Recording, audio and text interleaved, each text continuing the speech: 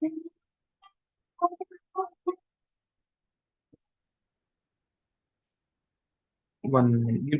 give me 1 minute. No problem. Yeah, so just introduce the today's speaker. So today we have great fortune to hear from Ashok Gaur Prabhu. Prabhuji is actively participating in the BVB Bhagavad Gita and Srimad Bhagavatam preaching in ICC and globally in Canada and US as well. And he is practicing Krishna consciousness for more than 17 years. Prabhuji is disciple of His Holiness Jayapataka Swami Maharaj. And he has inspired model for all the devotees for Bhagavad Gita and Srimad Bhagavatam distribution. And he is the coordinator for the last few batches of Bhagavad Gita. And he's having a 22 years of experience in IT as well. He is working in IBM right now. So with that, I will hand over it to you, Prabhuji. So we cannot wait more to hear nectar from your mouth. So over to you, Prabhuji. Hare Krishna. Thank you very much, Sumit Prabhu. Dandavat pranam. Om Jnanatimirandhasya Jnananjana Chakshurunmilitam Yena Tasmai Shri Gurave Namaha.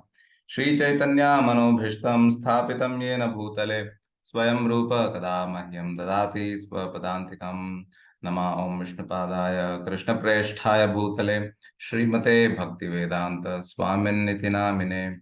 Namaste Saraswate Deve Gauravani Pracharine निर्विशेष शून्यवादी पाश्चात्य देश तारिणे हे कृष्ण करुणा सिंधो दीनबंधो जगत्पते गोपेश गोपिका कांत राधा कांत नमोस्तुते तप्त कांचन गौरांगी राधे वृंदावनेश्वरी वृषभानुसुते देवी प्रणमामि हरिप्रिये वाञ्छा कल्पतरुभ्यश्च कृपा सिन्धुभ्य एव च पतितानां पावनेभ्यो वैष्णवेभ्यो नमो नमः।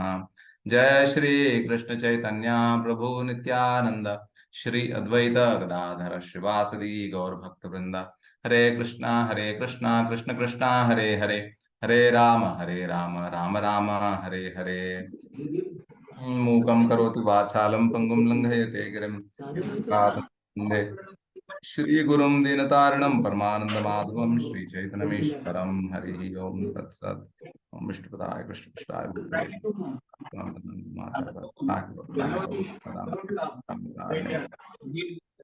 Hare Krishna. So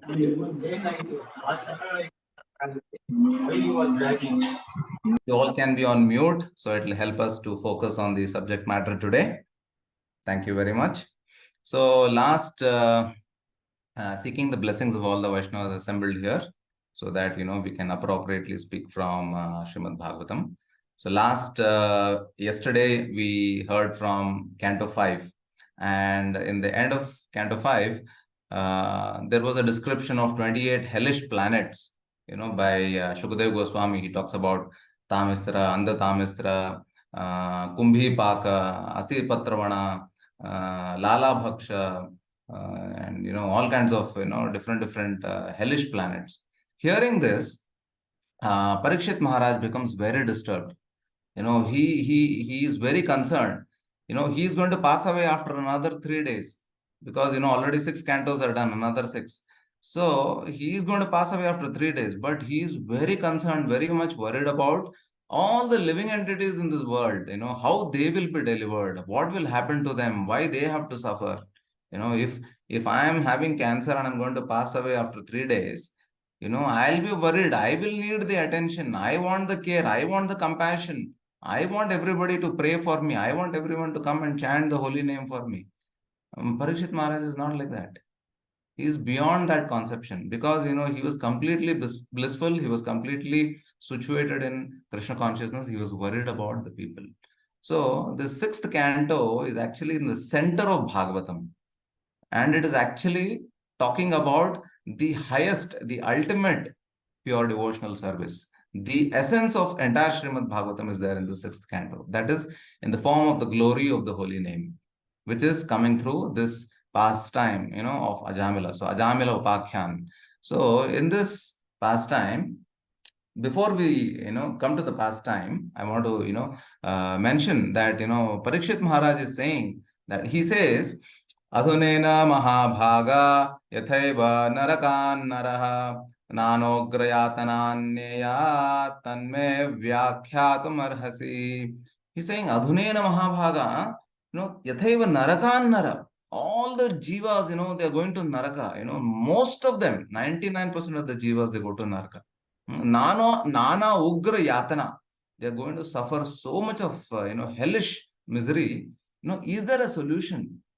Then, Shukadeva Goswami says, yes, before dying, one should always, perform prayashchitta for all the sinful activities that they have done. And what is the means of doing that prayashchitta? He says, tapasa brahmacharyena shamena cha damena cha tyagena satya shauchabhyam yamena niyamena va dehavag buddhijam dhira dharmagya shraddhayanvita क्षिपन्त्यघं महदपि वेणुगुल्मं विवानलः.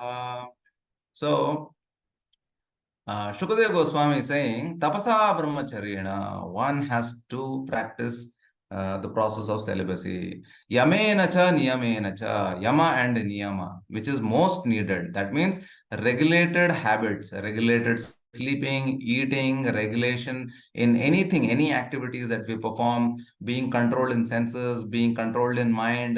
Tyagena satya shauchabhyam. One should be always, sacrificing in everything, not being attached to opulence, and then always speaking truth. Shauchabhyam, being always clean. Then yamena niyamena va. So that way, by doing all this, kshipanti agham mahadapi. Definitely he will get rid of all his sinful activities, sinful reactions. Venugulmam yathanalaha. Just like, dry leaves are burnt by fire, in the same way, everything will be destroyed. But Parikshit Maharaj was intelligent. He said that, all this prayashchit is very good. It will burn all the sinful reactions. But still, the jivas are not going beyond the cycle of birth and death. How is it possible? Why is that the propensity to commit sin again does not go away? He says, Kvachin nivartate abhadrat, kvachit charati tat punah, prayashchitam yathopartham manye kunjara shochavat. That means kunjara shochavat. Kunjara means elephant. Elephant bathing. The jivas, they perform elephant bathing. That is, they perform all kinds of prayashchita. They do tapasya, tyaga, puja, homa, this, that, so many things. They go to, all kinds of places. They go to the holy places. They give donation. They do annadan, this, that, everything they do. But again, the propensity to commit sin does not go away. They may burn off all their sinful reactions, but once they are back again, the propensity to sin is still there in the heart. The sinful reactions of the past sins are gone, but new sinful activities are performed because the propensity to sin is not gone. It is called as Kunjara Shauchavat. So they are performing this Kunjara Shochava. That is the reason why they are not getting liberated from this world. That is the reason why they are going to hellish planets. So please give us a permanent solution to all sinful reactions in such a way that a person does not have to take birth and again go through the suffering. Once and for all, he should be liberated, emancipated from this material world. Please give us a permanent solution. So perfect disciple and perfect spiritual master. And then Shukadeva Goswami says, that wonderful question. Kechit kevalaya bhaktya vasudeva parayana agam dhunvantigatsnena niharam iva bhaskara. So, kechit kevalaya bhaktya. It is only possible through the process of bhakti. Without bhakti, it is not possible to completely destroy even the propensities to commit sin. Agam dhunvanti karsneha niharameva bhaskara. Like fog in the morning, it simply cannot go away until the sun rises. When the sun rises, automatically the fog is dissipated. Similarly, when bhakti arises in the heart, automatically the propensity to commit sin also is completely destroyed. Then he says, Shukadeva Parikshit Maharaj says, Prayaschitani chidani narayana paranmukham nanishpunanti rajendra surakumbham vivapagaha. That means prayaschitani, many people do prayaschita. For how long? Chirnani, for several years. But they are Narayana Paranmukha. They are against taking shelter of the Lord, taking shelter of Narayana. That is why Narayana Paranmukha na nishpunanti Rajendra. They do not get completely purified of the propensity to sin. Surakumbha mivapagha. They are like Surakumbha. That means they are like liquor pot or liquor bottle. Liquor bottle, no matter how much Ganga water you wash it with, if you smell that bottle, it will still be smelling liquor. So like that, Surakumbha mivapagha. So these such people, they cannot be purified no matter how much prayaschitta they do, because they are against the service of the lotus feet of the Lord. They do not take shelter of the lotus feet of the Lord. So then Shukadeva Goswami says, yes, it is true. Simply by performing devotional service, even a little bit, even one time, anybody chants Hare Krishna, Krishna Krishna, Hare Hare, Hare Ram, Ram Ram, Hare Hare, or any holy name of the Lord, one is immediately purified to that extent that he even will not meet the Yamudutas at the time of their death.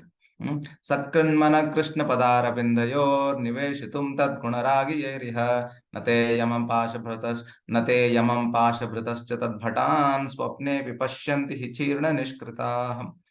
Sakrad Mana Krishna Padara Bindayo. Even once, Sakrad means once, if they remember Krishna, then Niveshitum Tad Gunaragiyeriha Nate Yamapasha Bhratascha Tad Bhatan. Yamapasha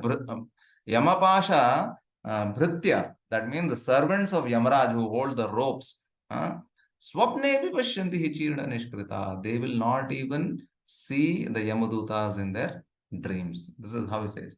Then he tells, okay, all right, let me tell you the story of Ajamila. The story of Ajamila, how Ajamila was. Ajamila was an excellent Brahmana. He was not like the Kali Yuga folks. Kali Yuga, Kalau Shudra Sambhava. We are all born as Shudra. We are lowest.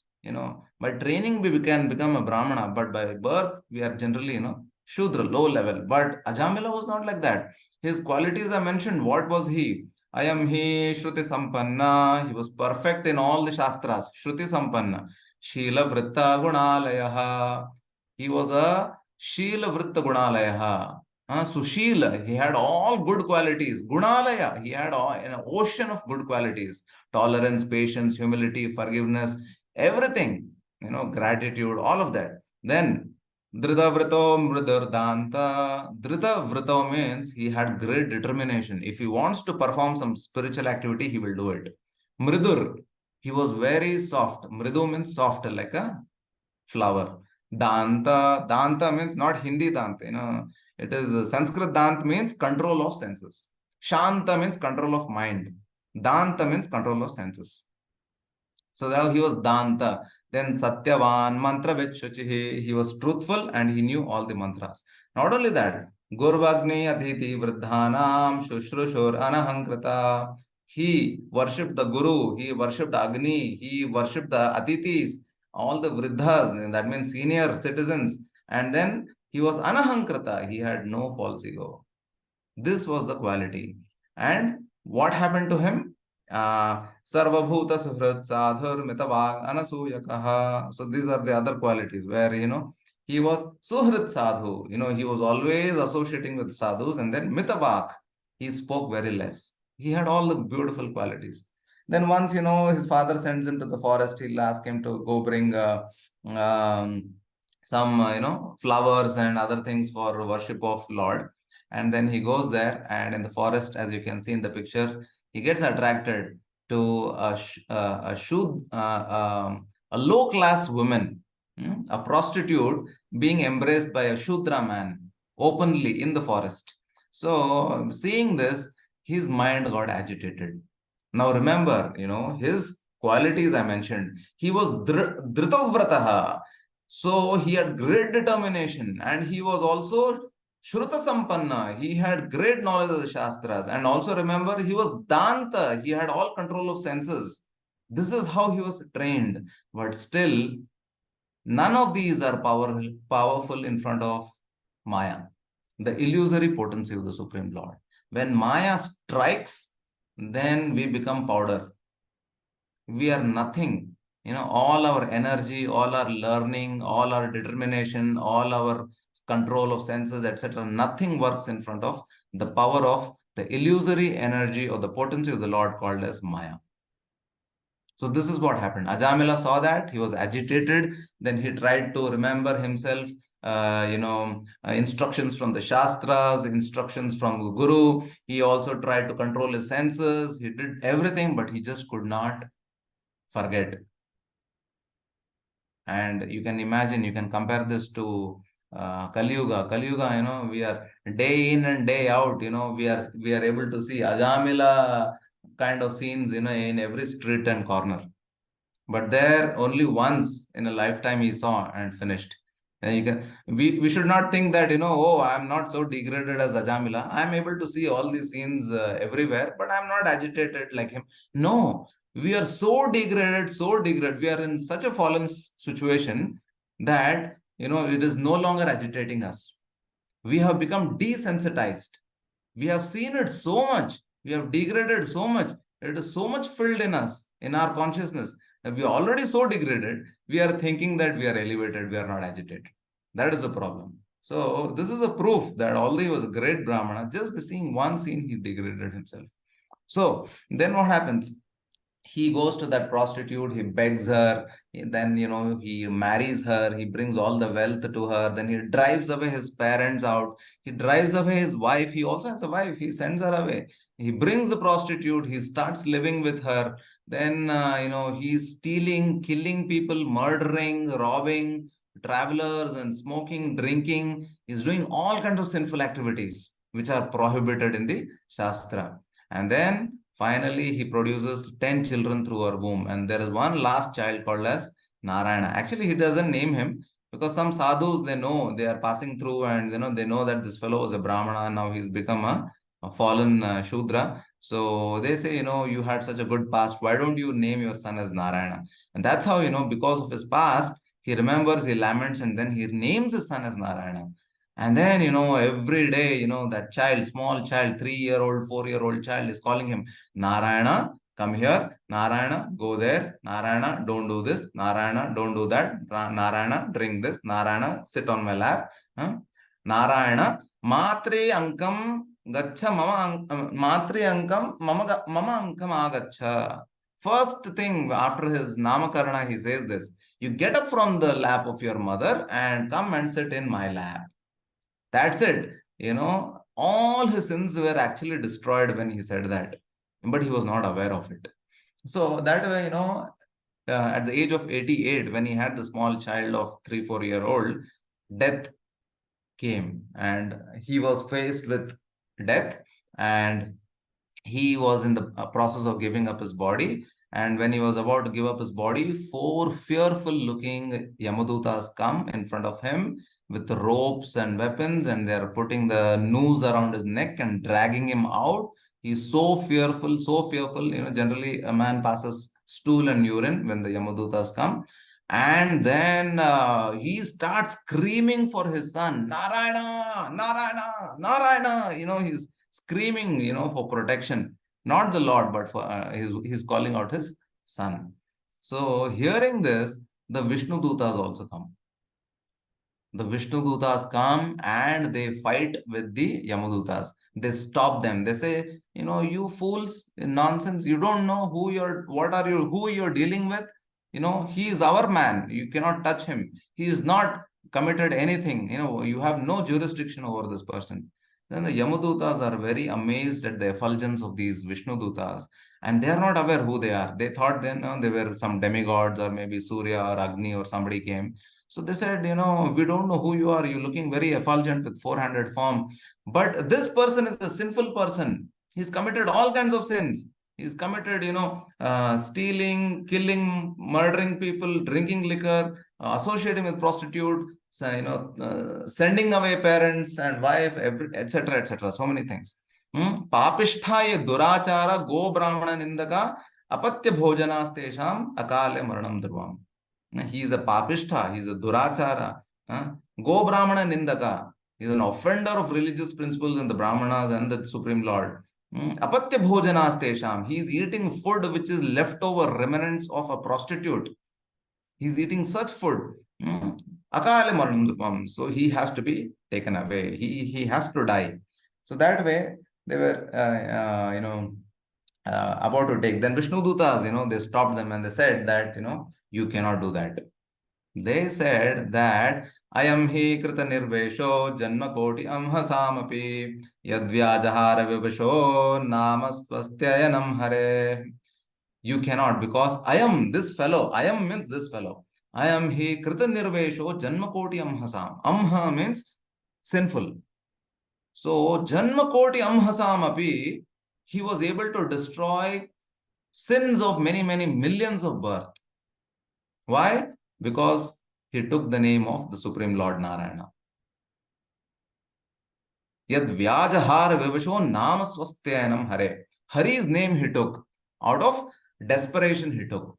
Etanaiva aghonyasya kritam syat aghanishkritam yada narayanayeti jagada chaturaksharam. The minute he took this four-syllabled word, Narayana, Narayanayeti jagada chaturaksharam, then what happened? Ayam hi krita nirvesho janmakotiyam hasamapi. Like that. Etenaiva aghonyasya agham syat aghanishkritam. So all his sins were actually completely destroyed. Namno hi yavati shakti papa nirharane hare tavat kartum na shaknoti patakam pataki nara. The power in the holy name is so much that it is able to destroy not only the sins of the past lifetimes, crores and crores of lifetimes, but it also has the power to destroy sins which are going to be committed even in the future. So now that does not mean that, anyway, the holy name will destroy all my sins, so let me commit sins in the future also. Not like that. It has that much of potency. So that is why we should take complete shelter of the holy name. It is very, very powerful. Aveshenapi yannamani kirtitei sarvapatakai puman vimuchyate sadhya simhatarshair mrigairiva. When Simha, when it roars in the forest, all the mriga, all the animals and all the birds, they fly away.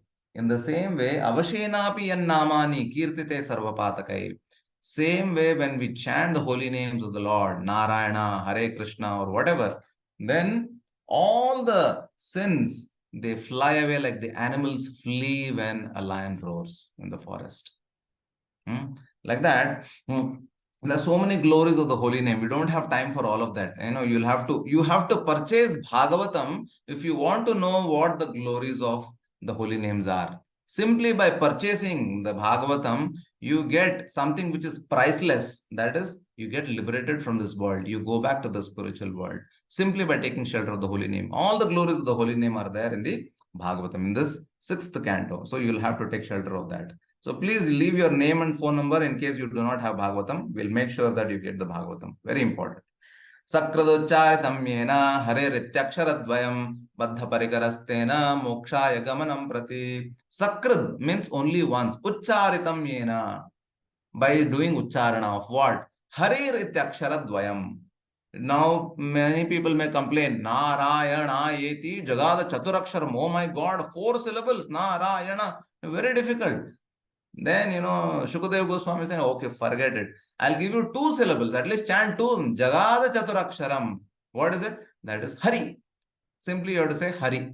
If you are unable to say Hari, at least, when you are packing the tiffin box of your son or daughter and sending them to school and the school bus is waiting, at least that time you tell, hurry up, hurry up, hurry up. You'll get the same benefit because you are calling out Hari. So that way it is said, Harirityaksara dvayam baddha parikarastena mokshaya gamanam prati. 100% sure he will go towards moksha. But it is in his hands. If he is wasting his time, then it will take a very long time. Then who has this, eligibility to chant the holy name? Any Tom, Dick and Harry can chant this. Any Osama bin Laden can chant this. Any Saddam Hussein can chant this. And they will be purified and they can go back to Vaikuntha. Shukadev Goswami says, Sthena surapa mantra drag brahmaha guru talpaga stri raja pitrigo hanta yecha patakino pare anyecham apyaghavatan idameva sunishkritam nama vyaharanam vishno yatastad vishayamatihi. That means Sthena, that means a thief. Surapo, the one who is a drunkard. Sthena Surapo. Mitra Drug means the one who is a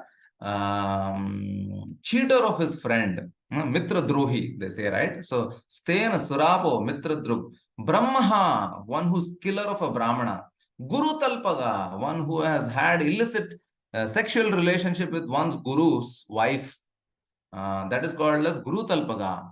Then stri raja pitri gohanta, the one who's a killer of a woman, who's a killer of a king, who's a killer of father, then who's killer of mother, who's a killer of gomata. Ye cha patakino pare, anye cham apyaghavatan. Not only this, even most heinous crimes he may have committed. Anye cham apyaghavatan. But idameva sunushkritam nama vyaharanam Vishnur yatastad vishayamati.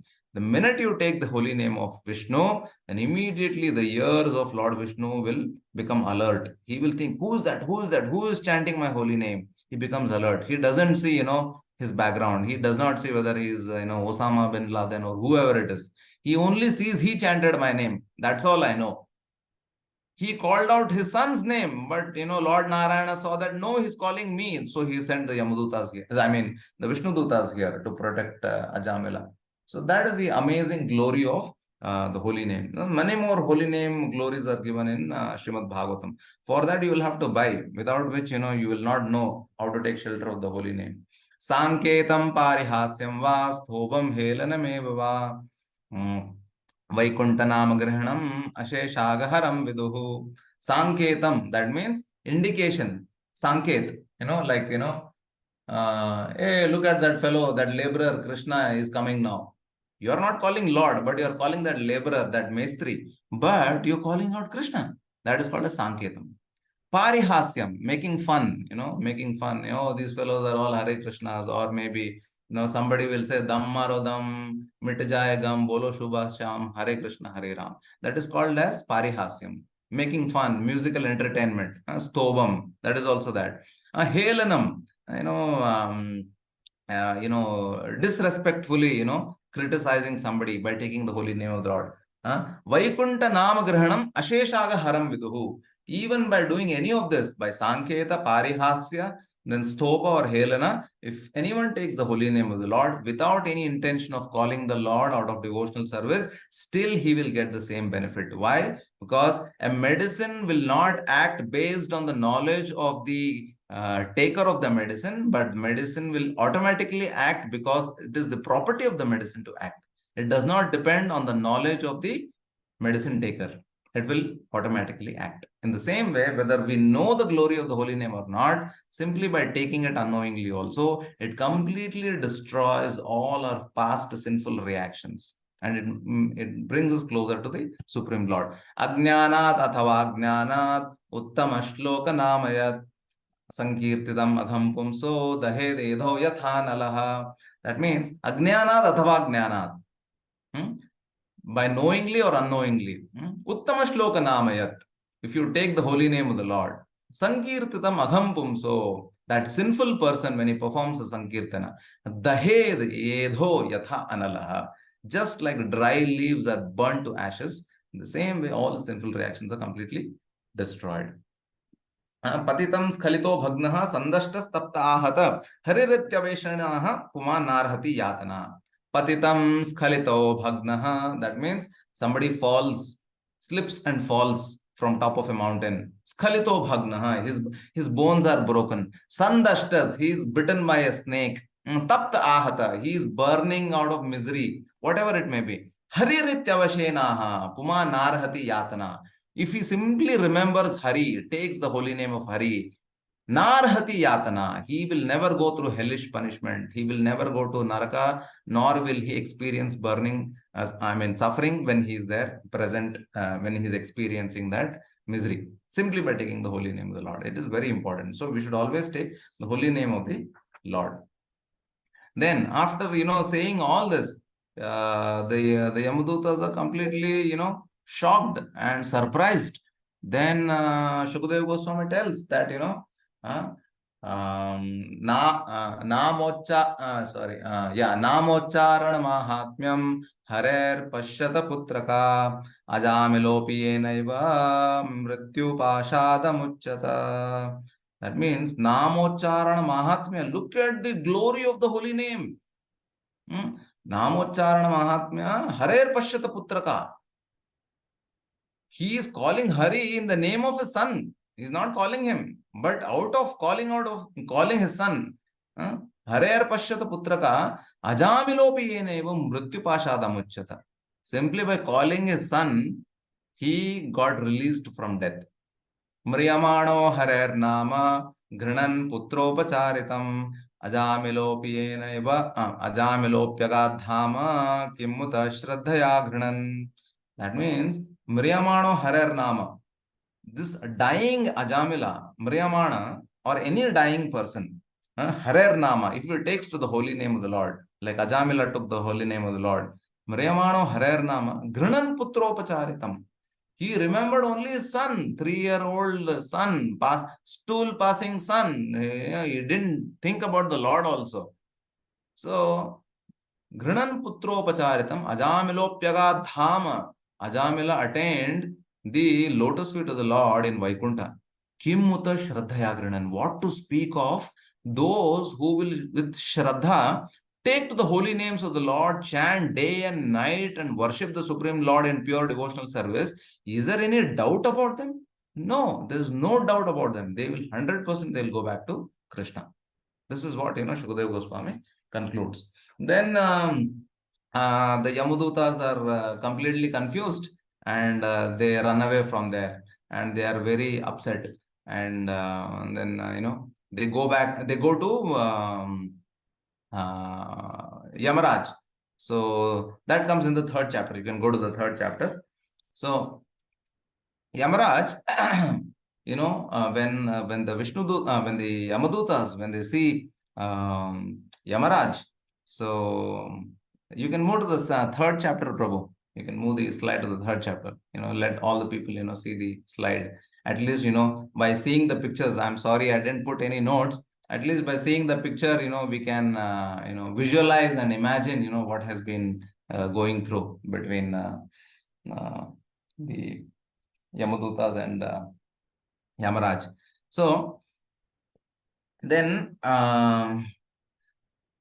they asked Yamaraj, we thought, you are the Lord, but we did not know that, these 4 great personalities who came, they are somebody who are more powerful than you. Who are they?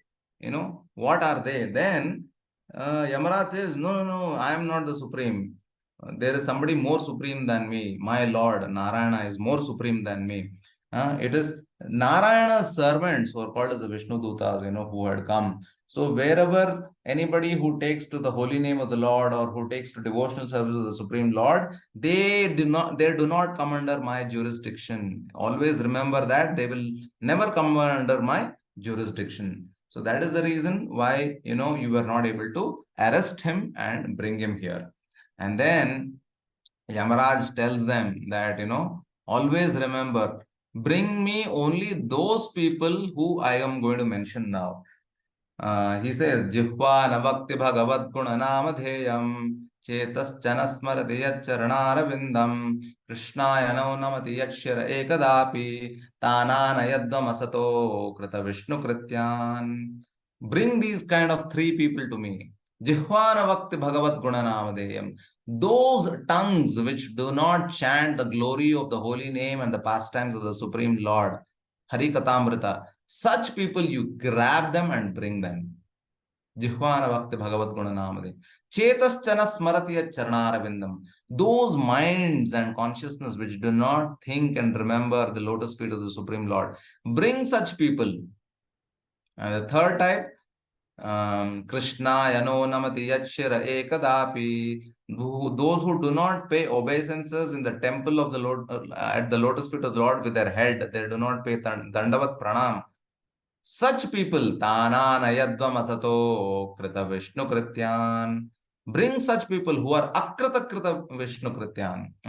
So those who are against performing, Vishnu Karya, who are not devotees, who are against devotional service. Tan Anayadvam. An means bring.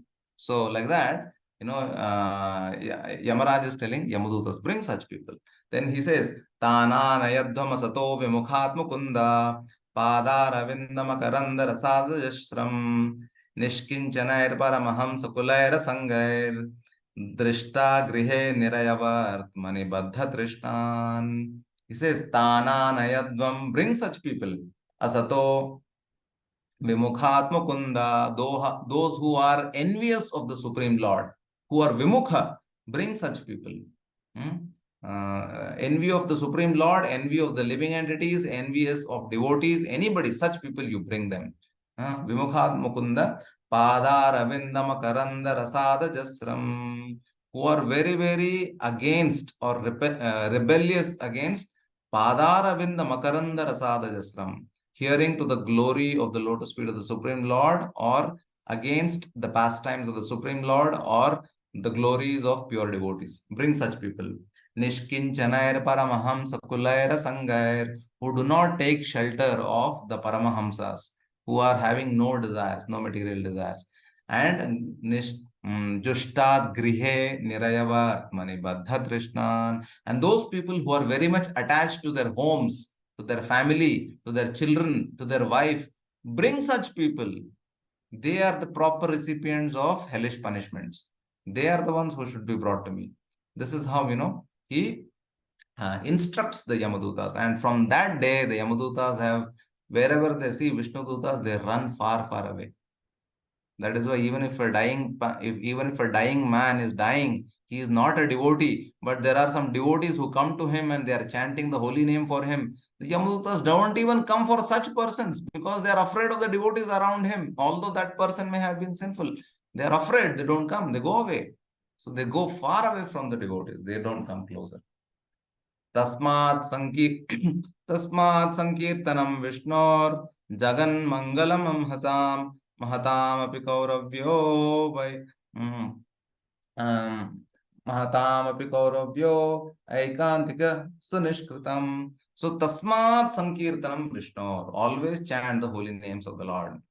Jagan Mangalam Amhasam, it is Loka Kalyana Karya, Jagat Mangalam Amhasam, and it destroys all the sins. Mahatam api kauravyo means this is the greatest welfare activity. Vidhi aikantika nishkritam. Know for sure that aikantiki, that means this is the only welfare activity in this world. Vidhi means to know. Aikantiki means only and one and only welfare activity which can do benefit to this world is Nama Sankirtanam Vishnu. Nama Sankirtanam Vishnu or Jagan Mangalam Amhasam Mahatam api kauravyo vidhi aikantika nishkritam. It destroys all the sinful vibrations in this material world and it uplifts everybody's consciousness. So, even in the end of Srimad Bhagavatam also, very, very similar thing is there. Tasma Nama Sankirtanam Yasya Sarva Papa Pranashanam Pranama Dukkha Shamanam Tam Namami Harimbaram. That means Nama Sankirtanam Vishnor, Nama Sankirtanam Yasya Sarva Papa Pranashanam. All the sins are destroyed. Pranama Dukkha Shamanam. Simply, by chanting the holy names of the Lord, all the sufferings are reduced. Tam Namami Harimparam. So that is the way, we actually worship the Supreme Lord. So after hearing the instructions of Yamaraj, the Yamadutas become very alert, and from that day onwards, they never go closer to the Vishnu, to Vaishnavas, who are the worshippers of Lord Vishnu, Krishna, Narayana, or whatever. Okay, let's go to the fourth chapter. So, fourth chapter, we have the Hamsa Guhya prayers. So, this Hamsa Guhya prayers, it is about the prayers chanted by Daksha Prajapati. Daksha Prajapati was there in the Swayambhuva Manvantara. That was the first Manvantara in the day of Brahma, which is called as Kalpa. So that time he had offended Lord Shiva and he got cursed. He got a goat's head. Then he left his body. He passed away.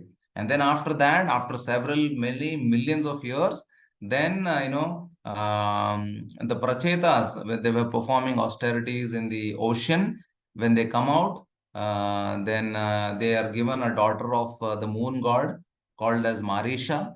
And then they marry and they produce one child, and he is Daksha Prajapati, coming for the second time. That is the second birth of Daksha Prajapati, and this happens in the Swambhu Manvantara only. But in that second coming of Daksha Prajapati, he tries to produce the population in this world. The duty of Prajapati is to produce population. It doesn't happen. So he becomes upset and he performs meditation on the lotus feet of Lord Vishnu for 3 Manvantaras.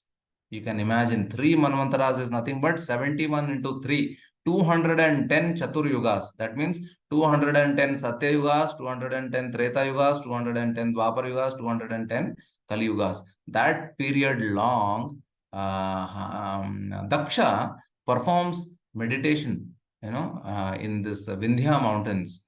And then finally, at the end of the meditation, he sees Lord Vishnu coming on Garuda. Then he prays, he performs this Hamsa Guhya prayers, beautiful prayers. And it is said that Prajapati Daksha did not compose these prayers. These prayers were already there in the scriptures, even so many millions of years back also in the scriptures there were all these prayers. So Prajapati Daksha, simply by praying those Hamsa Guhya prayers, he pleases Lord Vishnu. And the Lord Vishnu says, I'm completely satisfied with you. I know your intention is you want to produce children because, he's a Prajapati. So he has instructions that he should increase the population in this world. So for that, for power of producing children, he meditated for so long. So that is why Lord, personally hands over one girl to him called as Asikni.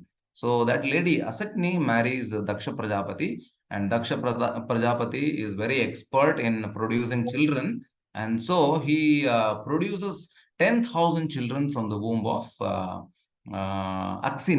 Asikni, sorry. So then these 10,000 children, they are called as Haryashvas. They had the same mentality. Generally, 2 brothers may not have the same mentality, but these 10,000 children of Daksha, they had the same mentality. And Daksha says, now I have produced all of you. You go ahead and you perform austerities. He sends them. He will send them far away to this place called as Narayan Saras. It's a place on the banks of river Sindhu. And there these 10,000 children are performing austerities like anything. And then Narad Muni comes there. You can go to the next slide, Prabhu, 5th chapter. I'm covering 5th chapter now.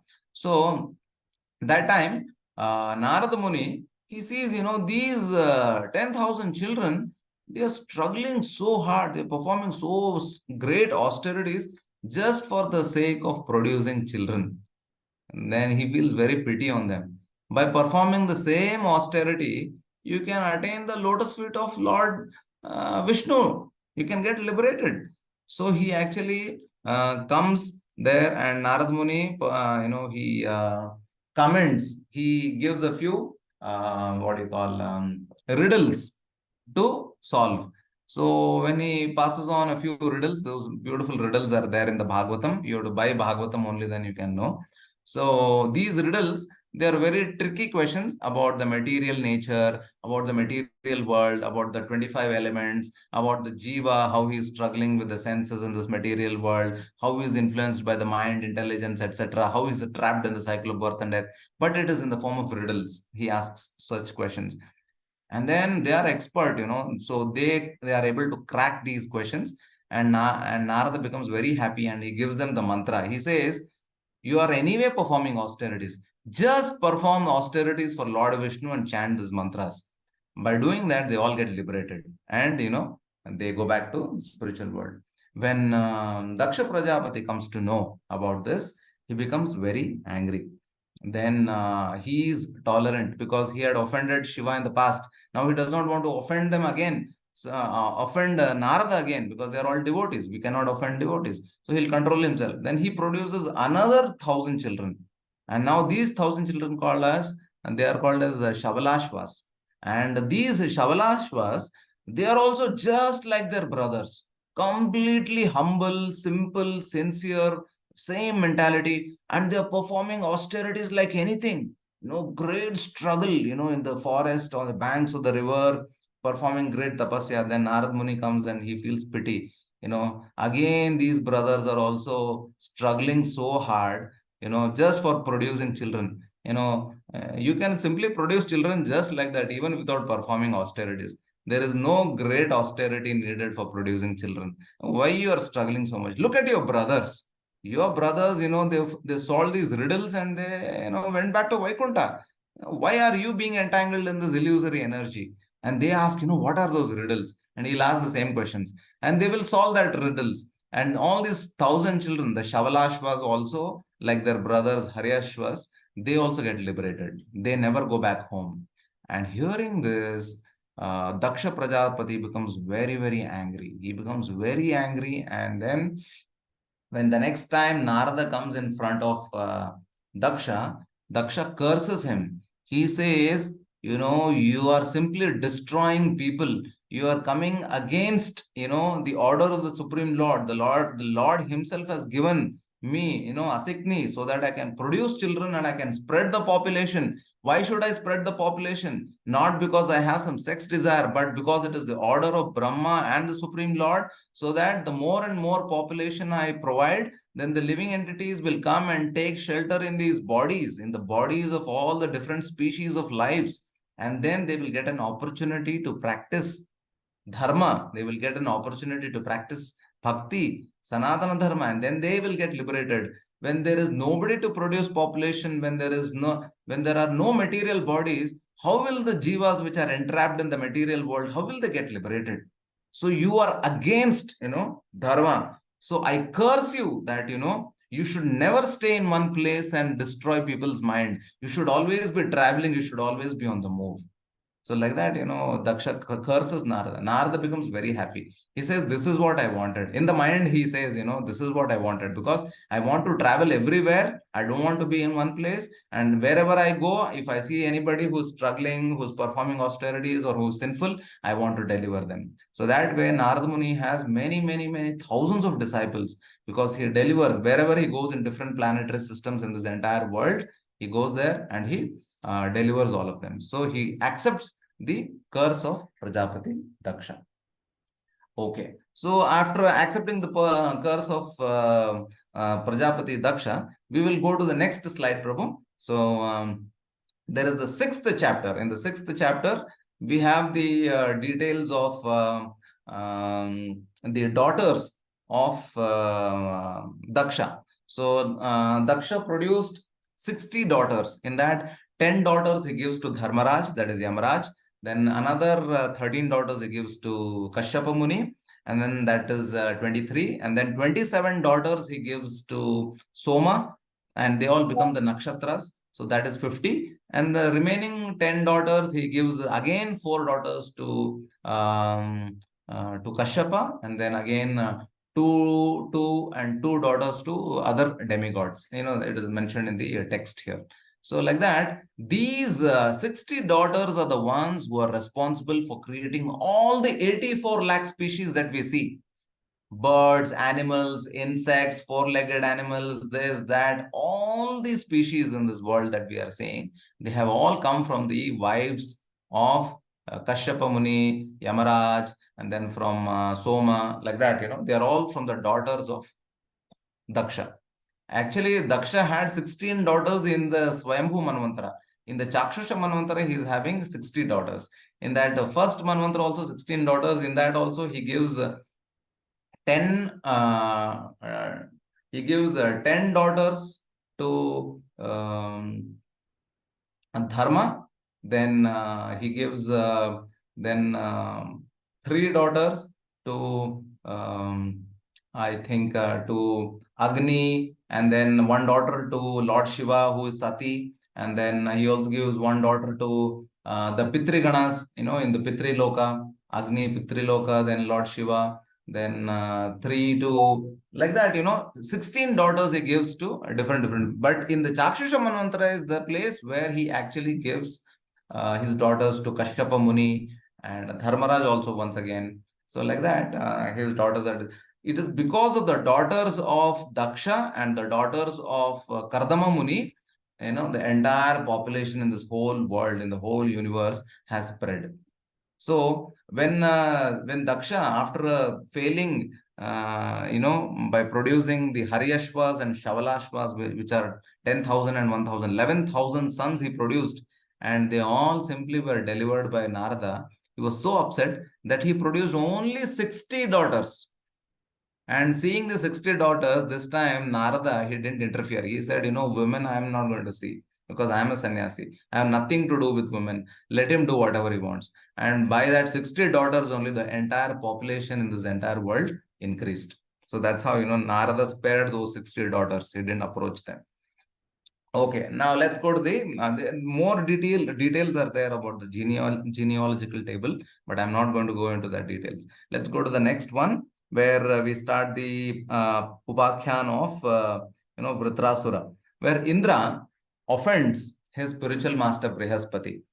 You can change that. Yeah. So Indra is sitting very casually, and his spiritual master Brihaspati, he walks past, and he does not respect him, and he is offending him because I am seeing him every 5 minutes is walking here and there. So and then Indra feels, why should I keep paying obeisances all the time? So he was very casual. Seeing this behavior, Brihaspati becomes very angry. Then Brihaspati knows that this will bring the ruination of this demigods, and he walks away from that place and he disappears. So Indra suddenly realizes that his spiritual master is upset and he's gone.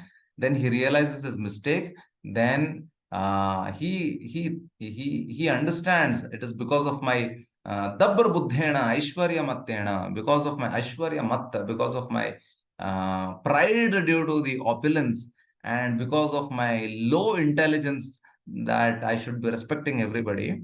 He realizes and he searches out for his guru, but he does not get hold of Brihaspati because Brihaspati has completely disappeared from the demigods. So he's very upset. He's very fearful because without guru, the demigods are destroyed. So he has that fear. Then because of this weakness, the demons take over because demons have Shukracharya. They are very dedicated to Shukracharya. So the demons take over the demigods. They start defeating the demigods left, right, and center. And they are completely butchered. Then all the demigods run away and they go to Brahma. There, Brahma actually says, you have done a great blunder. You have committed a great offense against Brihaspati. But anyway, now I am going to replace Brihaspati with another Brahmana. And his name is Vishwarupa. And Vishwarupa is the son of another great Prajapati called as Twashtha. So Vishwarupa is the priest of the demigods. Then Vishwarupa performs yagya, and he offers oblations in the fire for the demigods. And then Vishwarupa actually is a three-headed Brahmana. Next slide. And Vishwarupa actually teaches this Narayana Kavacha, a Narayana Kavacha Stotra to Indra and all the demigods. See, Indra and demigods are learning from Vishwarupa about the Narayana Kavacha Stotra. It is a very big Kavacha Stotra, more than 20 verses, but you can chant it at home. But I will just chant 2 or 3 shlokas for your pleasure. So the Narayana Kavacha, actually one should purify with the Ashtakshari mantra, Dwadashakshari mantra, and Shatakshari mantra. So it is Om Vishnave Namaha. Then there is the Ashtakshari mantra, Om Narayanaya. Then there is Dwadashakshari mantra, which is Om Namo Bhagavate Vasudevaya. While sipping water, purification with water, and after that only we should chant this mantra, which says ओम हरिर्विदध्यान मम रक्षसत् मम सर्वरक्षांस् न्यस्त्याङ्घ्रि पद्मा पतगेन्द्र पृष्ठे दरारि चर्मासि गदेषु चाप पाषाण दधानोष्ठगुणोष्ठबाहु. Ashtabahu means the Lord appears with 8 arms. You can see Lord Vishnu has 400 form also, 800 form also, 1600 form also, and 200 form also. So here Ashtagunoshtabahu, he has all the Ashtasiddhis and he also has 8 arms. So we take shelter of such great Lord who is coming on Pritagendra Prishthe. That means Patagendra Prishthe means on the back of Garuda.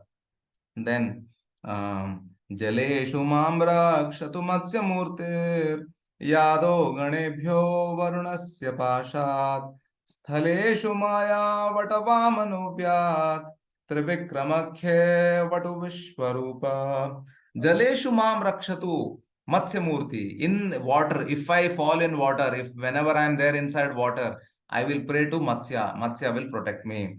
Yado ganebhyo varunasya pashat. So when I am there on the land, I will pray that, I will pray to, Sthaleshu Mayavatu Vamano Vya. When I am there on the land, I will pray to Lord Vamana. And if I am there in the sky, in the aeroplane, I am traveling over the Pacific Ocean to go to USA, we don't know.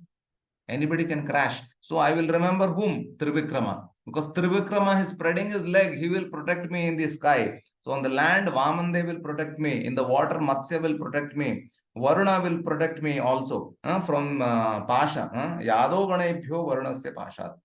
Then Durge Shatavyaji Mukhadishu Prabhu Payan Rasimho Surayuthapari Vimunchato Yasya Mahattahasam Disho Vinedyornyapatamscha Garbha. Durgeshu, very difficult. What? Atavya. Atavya means Atavi, that is forest. In deep, dense forest, somehow you are stuck in the middle of, you're traveling somewhere, your bus has, broken down in the middle of a forest. Then who should you remember? Payan Nrsimho Surayutha Pari. Remember Lord Nrsimhadev. Because by his Maha Attahasa, he will, simply destroy all the bad, evil elements and other enemies. Rakshat Vasaumadhvani Yagya Kalpa Swadamshtroyo Nitadharo Varaha Ramodrikoteshu Atha Vipravase Salakshmano Vyad Bharatagrajosman. So like that, in the foreign countries, you can always think about Lord Rama, Lord Lakshmana, because they will protect, if you are traveling far away. So on the top of the mountain, you can remember Ramo Adrikuteshu Atha Vipravase. That is Parashuram, if you are on the top of a mountain. Like that, many things are there in all different situations where you are in the morning, evening, night, or you are in the eastern direction, western direction, south or north, wherever you are, or in the water, land, wherever. You have to remember all these forms of the Supreme Lord. Then automatically all the limbs of the body also, you chant the mantra and you sprinkle water and you chant this mantra, one will be protected. So this Narayana Kavacha mantra, Narayana Kavacha Stotra works very well, and it has been applied even during the time of COVID, when many devotees chanted this Narayana Kavacha Stotra in Vrindavan, and many were protected from calamities which happen in this world. Okay, so that was the story of Narayana Kavacha. Let's go to the next one. So now Vishwarupa was actually secretly offering oblations to his demon family also, because Vishwarupa was the son of demon. Was the son of Rachana. Rachana is the daughter of the demons, because he had a link towards Rachana, who is the mother of Vishwarupa. The three-headed Vishwarupa, his mother Rachana, was coming from the demon family, so he had some affection for his demon family also. He was he was offering oblations in the fire for the demons also, along with the demigods. But the demigods were becoming victorious in their fight with demons. Still, Indra became very, very upset. He became envious. He said, how dare he offer oblations to the demons? Because we have hired him as our priest. And why should he offer oblations for the demons? He chops off his neck and he kills Vishwarupa. Great Guru, the priest of the demigods, is murdered. First mistake, he offends his own Guru in front of everybody, Brihaspati. Second great offense, he murders Vishwarupa and kills him. The same Vishwarupa who gave him the Narayana Kavacha Stotra for his protection eternally to all the demigods and Indra, the same Vishwarupa who was caring for their well-being was murdered. You can imagine. Then Indra got sinful reactions. He was chased with sinful reactions.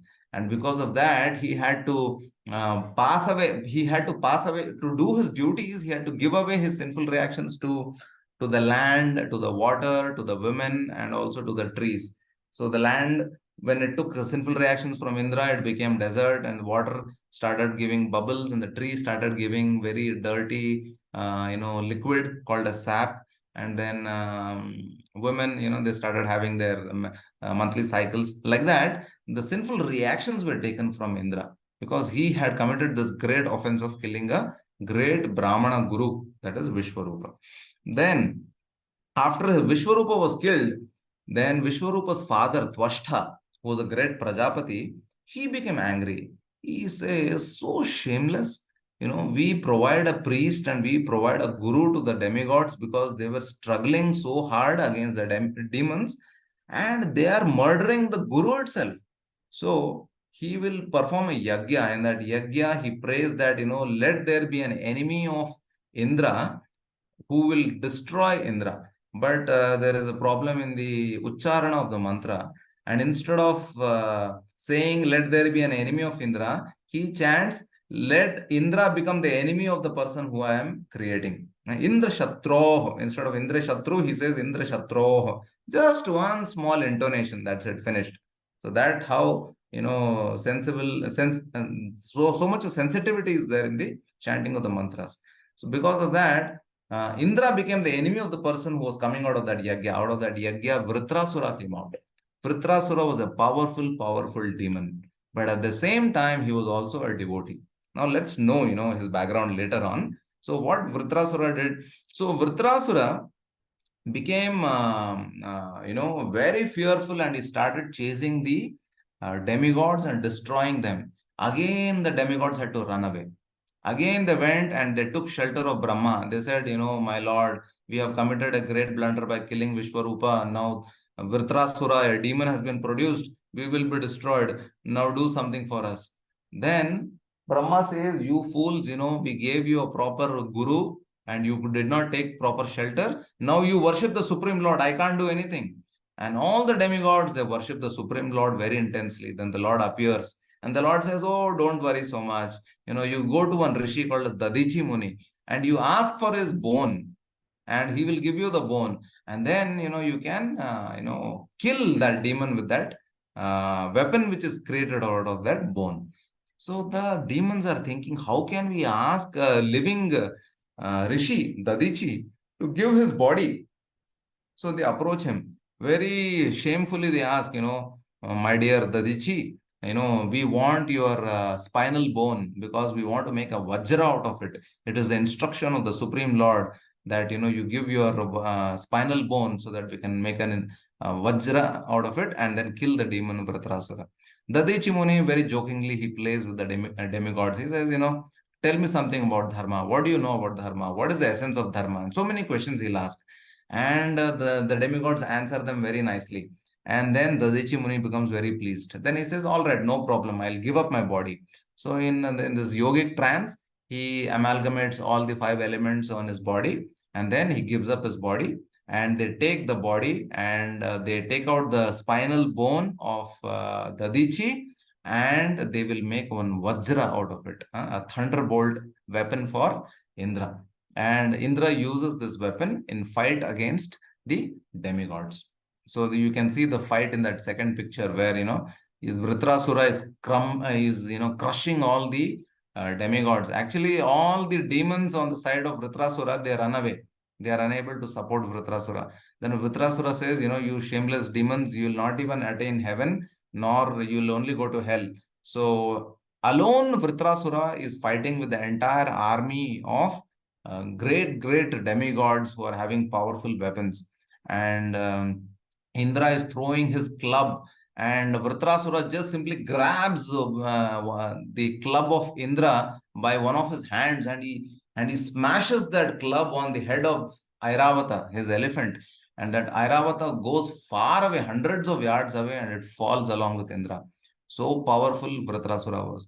Then Indra gets up, and then he will Indra throws his other weapons. Then Vritrasura becomes angry. Then he throws his Trishul. Then Indra cuts off his one hand. He destroys the Trishul and he'll cut off his one hand. Then Vritrasura tries to fight with his other hand. He is throwing, mace, khadga. Not khadga, what is it called as? Mushala, not Mushala. So many names are there. So he'll throw his iron mace, and then Indra will cut off his both the hands. And then there is transcendental discussion between Vritrasura and Indra. For many hours, they are discussing philosophy on the battlefield. They have stopped fighting. They are discussing philosophy. Vritrasura is telling Indra, you fool, actually, Vritrasura, he will hit Indra in such a way that his Vajra falls down. The Kavach, the Vajra which was created by Dadichi Muni's body, it falls down. Then Vritrasura says, you shameful Indra, why are you so ashamed? Why are you doubting the weapon which has been created under the direction of the Supreme Lord? Don't you have faith in the words of Supreme Lord? Pick it up. You can easily kill me. Why don't you pick it up? Then Indra, picks it up. Then Vritrasura says, you fool, you are thinking that, victory and defeat is in the hands of you. By defeating, you are thinking that I am the one who is gaining victory. No, it is the will of the Supreme Lord. Under the influence of the time, under the influence of the Supreme Lord, a person faces victory or defeat according to his past karma. Now, you don't know that basic philosophy. You do not have faith in the Supreme Lord. Just because you are winning does not mean that, it is by your power. It is only because of the will of the Supreme Lord. Just because I am being defeated does not mean that, because I am weak. No, it is the will of the Supreme Lord. Supreme Lord is everything. So, like that, he goes on preaching. And then Vritrasura prays very beautiful prayers, he is a pure devotee of the Lord. So how he became a pure devotee, there's a pastime behind that. But before that, we will see what are the prayers of Vritrasura. Vritrasura is praying that Aham harer tava padaika moolam dasanudaso bhavitasmi bhuya manasmareta supater gunamste granitava karma karotu kaya. He's saying, aham harer tava padaika moolam dasanudaso bhavitasmi bhuya. Oh my Lord, when will I become a servant and a servant of the servant of the servant of your pure devotee? I am hankering to become a servant of your pure devotees. Dasanudaso bhavitasmi bhuya. Bhuya means again I want to become. Earlier he was a devotee. Now I am in a demon body. I want to become your devotee, he is saying. Not only that, he is saying, Manas mareta supater gunamste. My mind is always thinking about your transcendental qualities. Mana, smaret, asu. Pater gunamste, by your gunas, I am always thinking about your transcendental qualities, O my Lord. Not only by my mind, but also grinita vak karma karotu kaya. Grinita vak, even by my words, I want to always glorify you. Karma karotu kaya. By my body, I always want to engage in your devotional service. So like that, he's praying. In the middle of the battlefield, he's praying to the Lord. He's chanting these beautiful mantras. Then he's saying, नाक पृष्ठम न च पारमेष्ठ्यम न सार्वभौमं न रसाधिपत्यम न योग सिद्धिम पुनर्भवम वा समंजसत्वा विरहय्य कांक्षे. That means nanaka prishtham. I do not want heavenly planets. Na cha parameshthyam. I do not want the position of Brahma. Na sarvabhaumam. I do not want the earthly kingdom. I do not want to become a samrat here. Na rasadhipatyam, I do not want to become a great king in the Rasatala planets, in the lower planetary systems. Na yoga siddhim, I do not want the 8 mystic siddhis. Apunar bhavamva, nor do I want liberation. Samanjasatva virahiyya kangshe. In viraha of you, being separated from you, I do not want any of this. I only want pure devotional service. I want shelter at your lotus feet. This is how he prays. Then he prays, अजात पक्ष इव मातरम खगा स्तन्यम यथावत् सतरा क्षुदर्था प्रियम प्रियेव विषुतम विषण्णा मनोरविंदाक्ष दिदृक्षते त्वाम. That means ajata paksha iva mataram khaga, just like a bird, baby bird, it is called as ajata paksha. Iva mataram khaga, it is waiting for the mother bird to come, and when it will feed. As soon as the mother bird comes, So much sound is. If you have experience of nest in your balconies, you'll know. As soon as the mother bird comes, right, all the small birds will start chirping like anything. There will be so much of sound because you're very eager, very hankering for the mother bird to come back. So like that, ajata paksha ivamataram khaga. Then sthanyam yatha vatsatara kshudartha.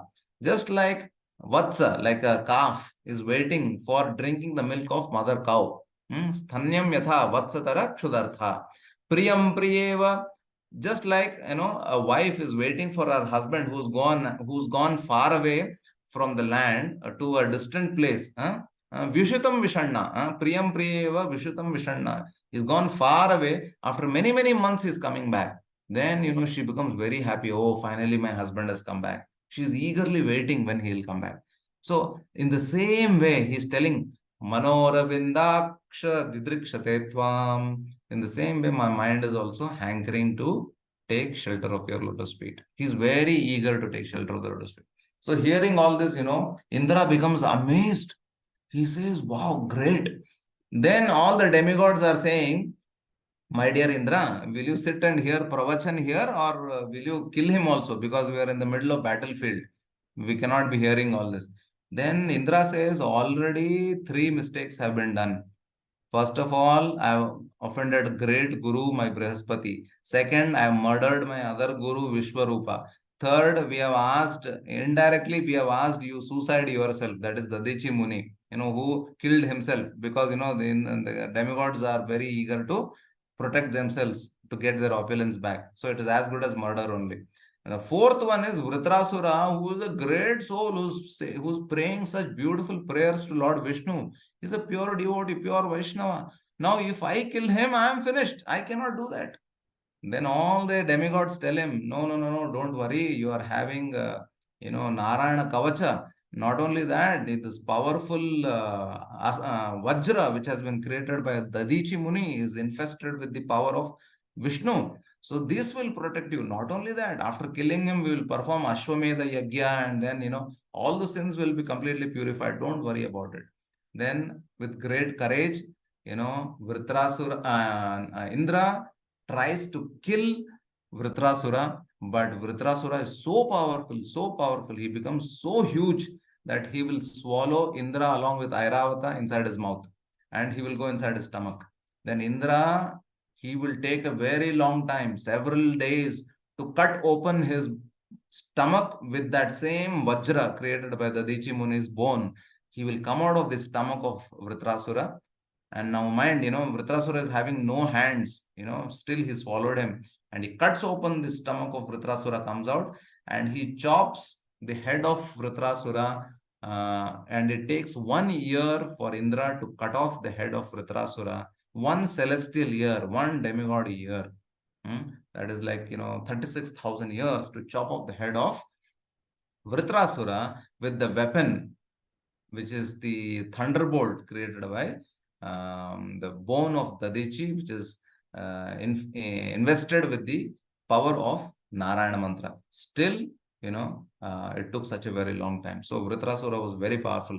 So that is the, you can go to the next, Prabhu, next slide. So that is the glorious death of Vritrasura, how he completely, takes shelter of Lord Vishnu and he leaves his body. So the lesson learned from this pastime is that the actual mercy of Lord Vishnu was there on top of Vritrasura and not on Indra. Indra's mercy was not real mercy because Indra wanted material opulence, whereas Vritrasura wanted lotus feet of Krishna, and Krishna arranged for Vritrasura to be taken back to the spiritual world, whereas Indra could not go. So the real mercy here, actually, the Lord externally appeared showing partiality to the demigods, but the real partiality was on Vritrasura because he took him back to the spiritual world. That is the lesson we learn. Okay, let's go to the next one. Next slide. So that is how Indra, now all the demigods promised Indra that nothing will happen to you, don't worry, you perform Ashwamedha. They all run away. Then Indra realizes that he committed a great offense. Then the Papa Pishacha, the personified sinful reaction starts chasing Indra. Although demigods don't have any, papa punya, because they are just enjoying their punya, but great king of the demigods, Indra, is afflicted with sinful reactions, and Papa Purusha, that is the Papa Pishacha is chasing him, and he runs away for 1,000 celestial years, and he goes to Manas Sarovar and he hides into the stem of a lotus flower, taking the shelter of Mother Lakshmi. And during these 1,000 years, it is said that Nahusha, who is the father of Yayati, he becomes the Indra. And that's another story where, he becomes lustful of Mother Sachi, who is the wife of Indra, and then he is cursed by the rishis to become a python. He becomes a snake. That's a different story. Okay, so now let's go to the next. Of course, here, Indra is purified. After 1,000 years, he performs yagya, and then he is completely, free of his sins. Then what happens is, who is this Vritrasura? It is so difficult, Muktanam api siddhanam Narayana Parayana Sudurlabho Prashantatma Kotishpapi Mahamuni. Crores and crores of siddhas, they perform austerities, and in that only one becomes Narayana Parayana, becomes a devotee. But this demon directly became a pure devotee. How is it possible? Then, Shukadev Goswami says he was not a demon in his past life. He was a great king called as Chitraketu. Chitraketu had 10 million wives. Not one, not two, not 16,108 like Krishna, but he had 10 million wives. Not even one was able to produce child. So he was too much in depression.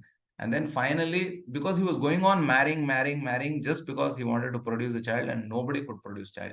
And then finally, he's so upset that Parvat Muni comes to him. Parvat Muni says, it is not there in your fate. Don't cry so much. Don't lament so much. If you want, I can give you a child. His name will be Harsha Shoka. He will give you happiness also, and he will give you suffering also. Then Chitraketu says, no, I don't care about it. You just give me the child.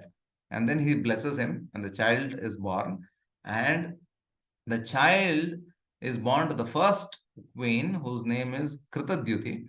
And then the other 10 million wives, 10 million minus 1 wives, they become envious. Oh my God, only this lady got the child, but we are all barren. Nobody will care for us. Nobody will respect us.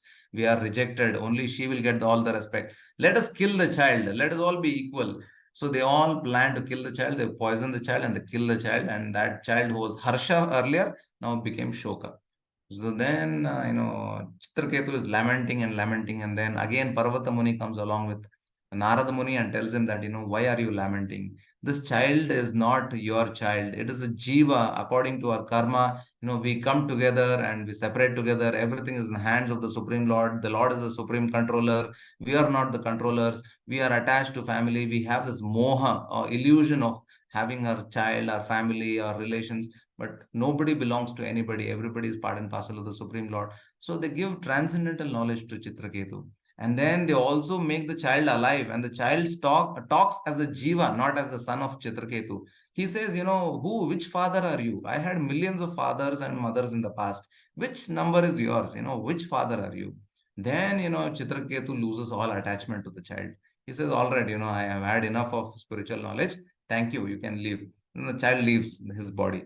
Then Narada gives him a mantra. He chants that mantra. He attains the lotus feet of Sankarshana. So Sankarshana mantra, he is able to see Lord Sankarshana, and then he becomes very, very pleased.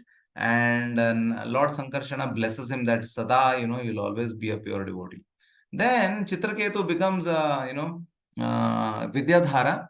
He's traveling in the aeroplane, along with all the heavenly women and chanting the glories of the Lord, but he was passing his time in the material world.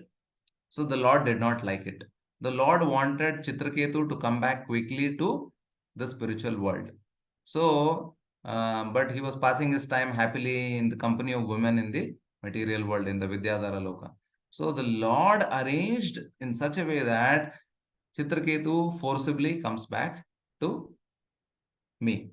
So that is how he arranges that, when he is traveling in the plane, he sees that in Ilavarta Varsha, where, at the bottom of Sumeru mountain, Shiva and Parvati are sitting, and there are Siddhas, Charanas, Gandharvas. They are all hearing pravachan of Lord Shiva. And Chitraketu, King Chitraketu, who is now a Vidyadhara, he starts laughing. He says, oh, look at, because Chitraketu is actually a friend of Lord Shiva. They had good relationship. So Chitraketu laughs and he says, look at our great Lord Shiva. He can give pravachan to all the great rishis and still have his wife on his lap. So actually Chitraketu Maharaj was glorifying Lord Shiva. But that glorification, he glorified in such a way that it appeared as if, he was mocking at Lord Shiva, saying that, how can somebody keep wife in his lap and give pravachan? But it was actually a glorification of Lord Shiva. But Mother Parvati misunderstood it. She thought, who is this fellow to comment? Does he know what is the position of my husband? How great soul he is, how dhira he is. So I curse that you become a demon. Then, Chitraketu Maharaj, he is least disturbed. He says, oh mother, thank you very much. Each and every jiva is under the control of the Supreme Lord. Whatever happens, happens because of the will of the Supreme Lord. Your cursing is not because of my bad behavior or my commenting. It is because I have done something in the past. It is because of my own past reactions. One experiences happiness or suffering. So I will accept it as the supreme will of the Lord. So I will accept this curse. And hearing this transcendental, message from Chitraketu, all the rishis and the sages, they become amazed, knowing that, Chitraketu is such a great soul. Then Lord Shiva also tells Parvati that, you have done a mistake. He's a great pure devotee. The pure devotees are not disturbed by curses. They are not disturbed wherever they go, whether they become a demon or whether they go to hell. They're not disturbed in any situation. So he says that Narayana para sarve nakutaschana bhibyate swargapavarga narkeshu api tulyartha darshinaha. The Narayana paras, they are nakutaschana bhibyati. They are not fearful of any situation, any calamity, any place. Swarga apavarga narkeshu, whether they are in hell or heaven or in the spiritual world, it is the same for them. Apitulyartha darshina, they see it as same. Why? Because they are always conscious of the Supreme Lord. They are always serving the Supreme Lord in pure devotional service. So they are not disturbed. You have done a mistake by cursing him. Then they all lament and they repent. But Chitraketu is gone from there. And when Twashta was performing the yagya, that is where Chitraketu king came as the son of Twashta in the form of Vritrasura. And Vritrasura was killed by Indra and he went back to the spiritual world. It was the arrangement of the Lord to take back Vritrasura, who is Chitraketu, back to the spiritual world. That is the story of Chitraketu. Okay, let's go to the last chapter, 18th chapter. So in the 18th chapter, what happens is Diti, who is the mother of all the Daityas, Hiranyaksha, Hiranyakashipu were her sons. They were destroyed by Lord Vishnu because Lord Vishnu wanted to favor Indra. So Diti becomes very upset. This Indra, because of him, my sons were destroyed. Hiranyaksha and Hiranyakashipu were destroyed. Narayana, Vishnu was influenced by Indra to kill. Actually, Vishnu is good, because Diti also accepts, Lord Vishnu. But he was influenced by Indra. So he killed my, Hiranyaksha and Hiranyakashipu. And then, now all the other demons like, Vritrasura and others were all killed. So Diti was very angry. She wanted to produce a child who can kill Indra. Then she tells this to Kashyapa Muni, her husband. And Kashyapa Muni is like, you have not learnt your lesson when you produced Hiranyaksha and Hiranyakashipu. Still you want to produce an enemy of Indra. You will destroy yourself. You are a foolish lady. I'll give you a mantra. You chant, you do pure devotional service of Lord Vishnu. It is called as a Pumsavana Vrata. You perform this Pumsavana Vrata properly. Then you will get a child, a proper child, with that proper consciousness, you actually worship, then you will get a child. And so Kashyapa Muni will trick his wife into producing a proper son, not a demon, but actually a Vishnu, a devotee. But Diti is not aware. She only wants a son who will destroy Indra. She thinks that, after the son is born, I will train him how to kill Indra. But while performing the process of devotional service, she is worshipping Lord Vishnu, and she does a small mistake in her devotional service of Pumsavana Vrata. And Indra takes this opportunity because any mistake they do, the demigods can enter into the body of the other person and spoil.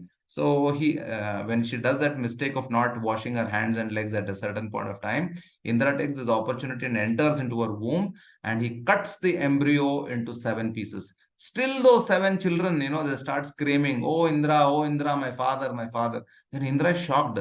Again, he tries to kill those 7 children, that embryo, the fetus. And again, each person he cuts into 7 pieces. Then that 7 into 7 becomes 49. Those 49 maruds, they become the 49 marudgan.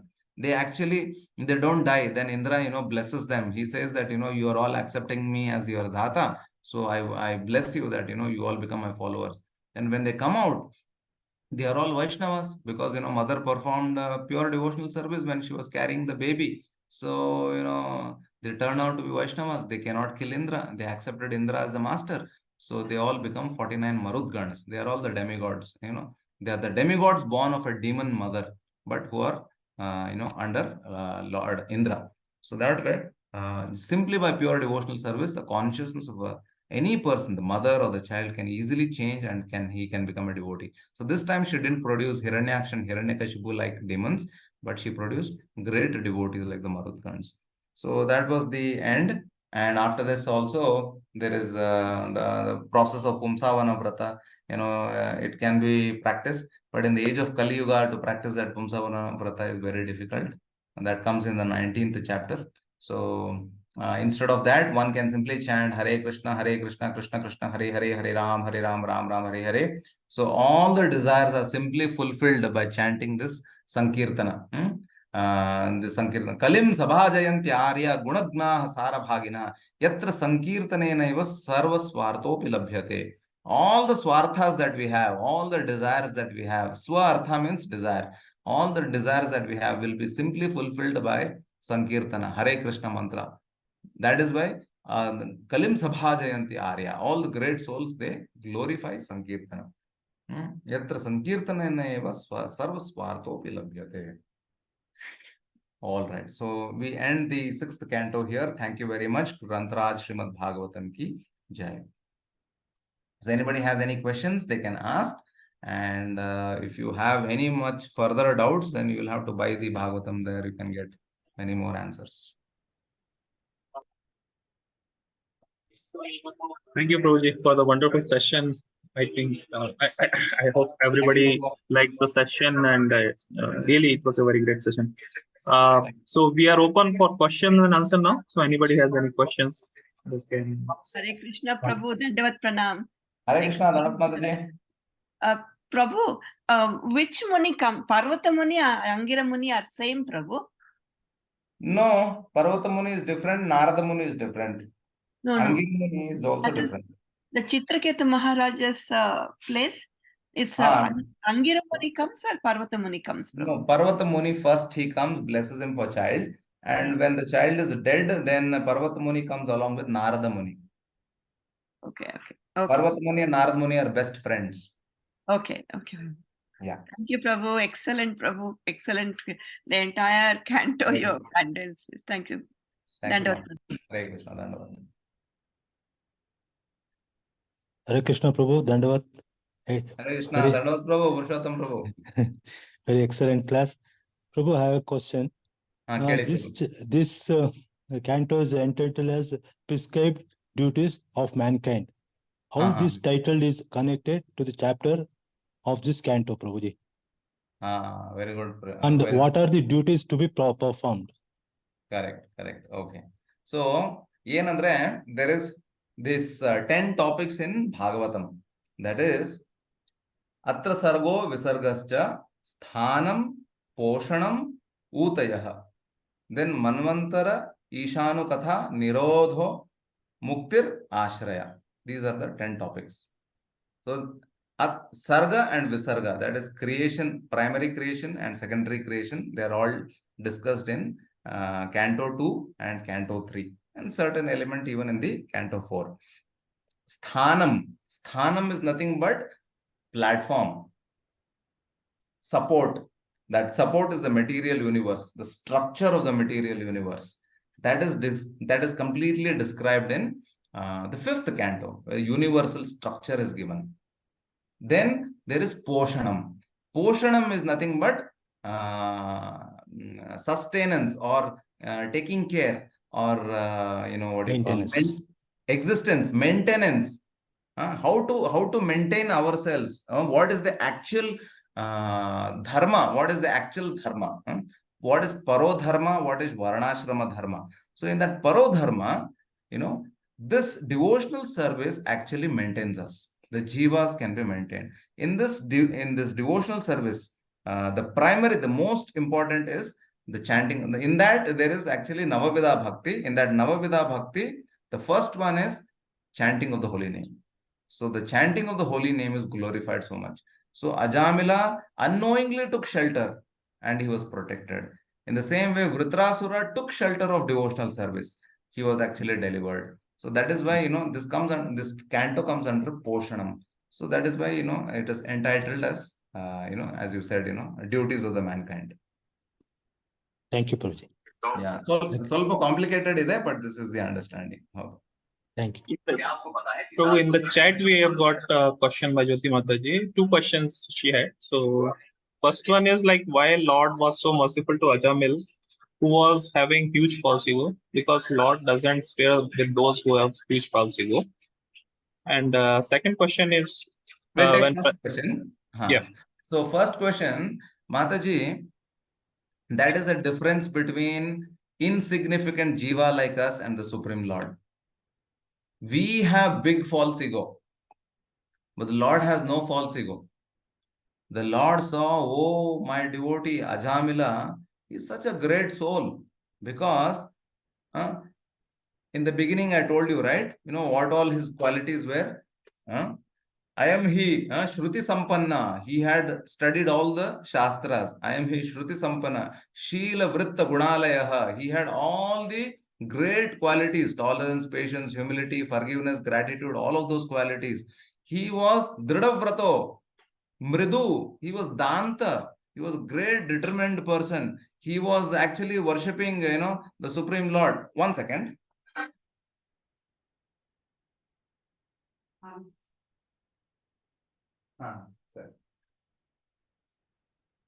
So he was worshipping the Supreme Lord and Agni, and then he had such Brahminical qualities. The Lord does not forget those who are in devotional service, who has practiced even little devotional service.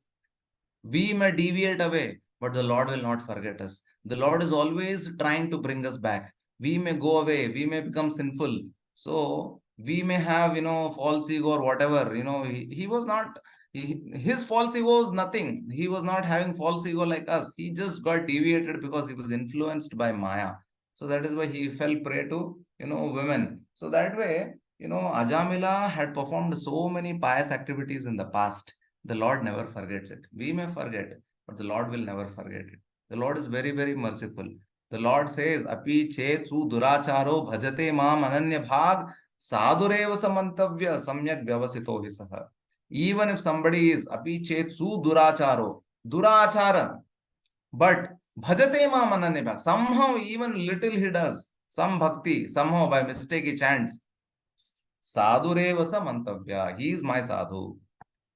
सम्यक व्यवसितो क्षिप्रम भवति धर्मात्मा शाश्वत शांतिं निगच्छति कौन्तेय प्रतिजानीहि न मे भक्त प्रणश्यति. So my devotee is never pranash. There is no nasha for my devotee. Na me bhakta pranashyati. My devotee will never perish. Even if he deviates for some time, I will bring him back to my lotus feet. Forcibly, I will bring him back. So the Lord says all this. He says that Krishna kahe ama bhaje mage vishaya sukha amrita chhade vishay mage bada murkha.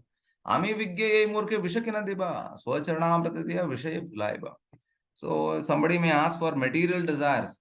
Krishna kahe, they may be chanting Lord Krishna's name, but Krishna kahe ama bhaje mage vishaya sukha. Vishaya sukha means material sense enjoyment they want.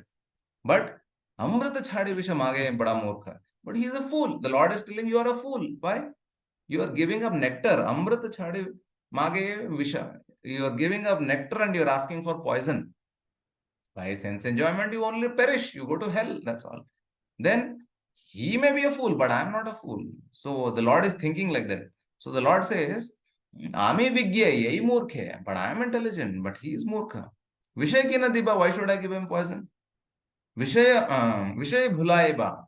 So, Ami Vigya Murke Vishay ki na diba, Swa Charnamrita diya Vishay bhulaye. I will forcibly give him the shelter of my lotus feet and make him forget his sinful propensities. So the Lord is very, very merciful. He just sees, even little if you do. One small arti you did in Kartik month, one small stotra you told somewhere in Purushottam month, or Lord says in Bhagavad Gita, Neha Bhikramanashosti Pratyavayona Vidyate. Swalpam apyasya dharmasya. Swalpam, even little if you do bhakti, the Lord becomes very, very grateful. He becomes indebted.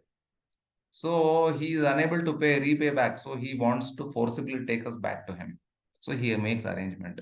So there is nothing wrong, nothing surprising. The Lord is so great that simply by calling the son, the Lord think, no, he didn't call his son. He called me. You go. He sent all the Vishnu Dutas and the Vishnu Dutas saved him. And same, after actually Ajamila comes back to life. He does not immediately go to Vaikuntha. Then he realizes that, he had committed a great offense to the Lord and his Guru. So that way, for 12 years, he goes to Haridwar. He gives up that prostitute. He goes away. He laments. He chants the holy names. And the same Vishnu Dutas again come back after 12 years and they take him back. So the Lord prepares him again, gives him a second chance to properly practice bhakti, and then he's taken back to the spiritual world. This is actually the merciful nature of the Supreme Lord. How merciful he is that he is tolerating all our sinful things and still he is taking us back. Then you can imagine what to speak of if you worship him with Shraddha. If we worship him with Shraddha, then he will drag us back to the spiritual world. That is his nature. That is the answer. Second question. When Prajapati was doing the service, then why he was angry? He was supposed to be absorbed by devotional service. Is this devotion had hidden desires? What is this question? Can you elaborate more on this?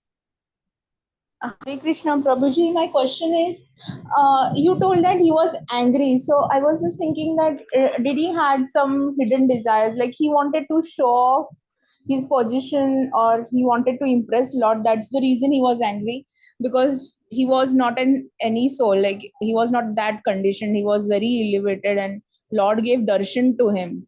So there was no question of being Daksha. angry. Right? Daksha Prajapati. So he became angry on whom you are saying? He became angry on Narad Muni ji, Yes. So obviously, he was because not supposed to get angry. That's my question. correct. So Daksha is not a pure devotee. He is not a pure devotee. First birth he had offended Lord Shiva, and then he got that goat head. The second time he was aware, I should not commit offenses, I should not be, but still he was angry because he is given that role of producing children and expand the population in the universe. So for that he performed tapasya for so long, 3 manvantars. And after that, like say for example, you prepare for exam. 1 week, day and night you prepare for exam. And then after that, you are sitting in the exam, you take out your pen and you are about to write the paper. You wrote the entire paper and your paper is written properly. Now somebody comes and spills ink or tea. Your invigilator spills a tea on it.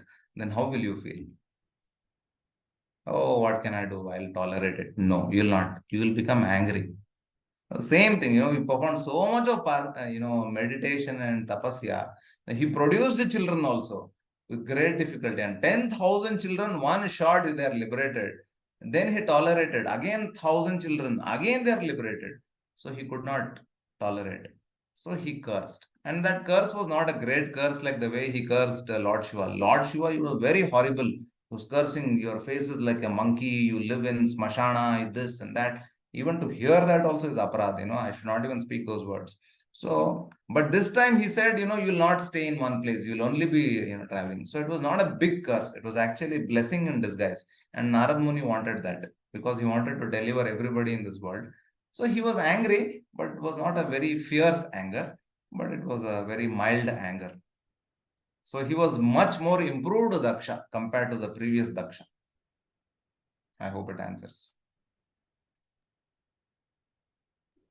eternally grateful to you, Prabhuji. Thank you so much. Hare Hare Krishna. Krishna.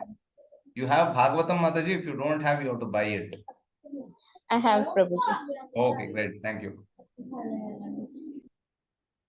Okay, Adi Guru Prabhu or anybody else? Any Hare Krishna questions? Prabhu. Very nice Yes, class, Prabhuji. Prabhu. Very wonderfully you explained each chapter, Prabhu. Really heart touching. Eternally grateful, Prabhu. Hare Hari Krishna. Hari. Thank you, Prabhuji. Mercy, all glories to Guru Maharaj and Srila Prabhupada and Lord Krishna. Prabhuji, if no one is going to ask the question, can I ask one more question? Yes, please. It will inspire others to ask. Yeah. Prabhuji, can you just tell us what the 7th canto is all about, 8th and 9th till 12th? Just give us a preview in one sentence. That will be enough for us. Fantastic. Yeah, no problem. That will also be an impetus for all of us to join for the second part of Bhagavata Sapthaha. So, 7th canto is talking about the discussion between Narada and Yudhishthir Maharaj, where the discussion goes through about whether the Lord is partial to his devotees or not. Then Narada says, no, he's not partial. He's equal to everybody, but anybody who does pure devotional service, and the Lord gives attention to them. And then he tells about the pastime of Shishupal, how Shishupal was cursing 100 times, Lord Krishna, and Lord Krishna finally threw his Sudarshan and killed him. But after Shishupal is so envious, still, he got liberation, because Lord Krishna, whether he kills somebody or whether he kisses somebody, they get liberation. Because there is no such thing as hatred or anger in Lord. The Lord's anger is transcendental. The Lord's hatred is transcendental, and the Lord's love is also transcendental. And the result is Goloka. The result is Vaikuntha. The result is the lotus feet of the Lord. So this amazes Yudhishthir Maharaj. How come, Shishupal, although he is envious of Lord and how he got liberated, then, Narada tells about the pastime. In the past, Jaya and Vijaya, these were the two doorkeepers of Vaikuntha, and they were cursed by the Chatushkumaras because they were not allowing them to go inside Vaikuntha. And because of that, they had to come down to the material world. But it was actually the plan of the Lord, because the Lord wanted to do some fighting. He cannot fight in Vaikuntha, so he had to arrange for some fight in the material world. He had some desire to be a little chivalrous. So then Jay Vijay get cursed, and they come in the first birth as Hiranyaksha and Hiranyakashipu, second birth as Ravana and Kumbhakarna, third birth they come as Shishupal and Dantavakra. So that's how that Shishupala story came up. Then after all this, Hiranyakashipu, he performs tapasya. Then he goes in, and the whole 7th canto is about Lord Narasimhadev, where Hiranyakashipu performs tapasya, and then he gets powers from Brahma. He'll ask for all those boons you all know. Then after that, he will destroy all the Brahminical culture, the cows, the Brahmanas, the Yagyas and other things. Because of that offense, he will also try to kill his son. And the son is protected. He is completely Narayana Para. He is not even asking for protection. He is only simply remembering Narayana, and the Lord protects him thousands of times.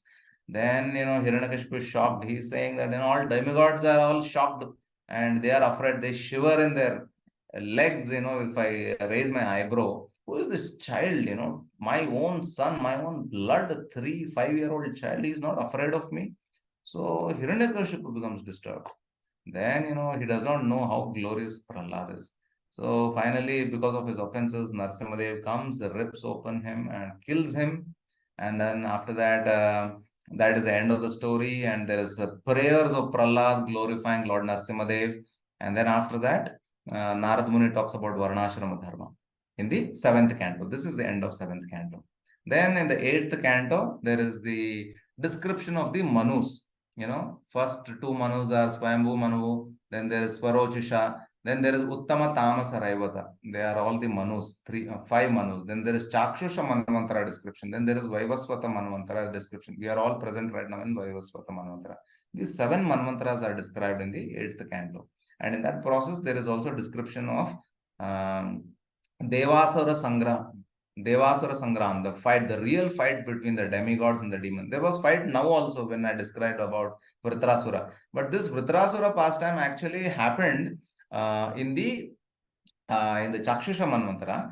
But in the end of the Chakshusha Manvantara and the beginning of Chakshusha Vaivasvata Manvantara, there is a description of Devasura Sangram between Bali Maharaj and the demigods. So the entire description is there, how they were fighting, you know, all the description of more descriptions are there in other Puranas, where, you know, even Mother Durga, Bhadrakali is involved, Lord Shiva is involved, you know, all the Skanda is involved, that is Kartikeya is involved.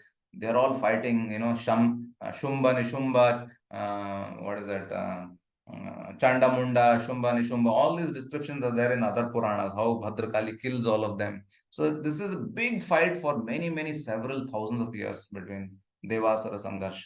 And in that, there is also Samudra Manthan, which happens, you know, that pastime is also there in the 8th canto. So that Samudra Manthan also happened in the Chakshusha Manvantara. Then after that, Bali Maharaj, you know, defeats Indra. And then Bali Maharaj is delivered by Vaman Dev, which happens in the 7th Manvantara. So, and then, you know, Ramachandra Bhagwan's, you know, appeared in the 7th, in the Surya Vamsha in the 7th Manvantara. So all this description is there in the 8th canto. Then after that, in the 9th canto, there is a complete description of the Surya Vamsha. Within the Vaivasvata Manvantara, there is Surya Vamsha beginning from Ikshvaku. Then there is Nimi Raja, you know, from Nimi come all the Janakas, you know, several hundreds and thousands of Janakas. And then there is Prasharadra, then there is so many other kings. Then there is a king called as Nabhi and his son, that is what's his name? Ambarish Maharaj. Ambarish is there. So Ambarish Maharaj's glories are mentioned. So Ambarish Maharaj was a pure devotee. He's a Surya Vamsha Raja, and his glories, how, you know, Sudarshan Chakra protected him, how Sudarshana chased Durvasa Muni, and Durvasa Muni was running around everywhere. Pure devotional service is spoken by Ambarish Maharaj.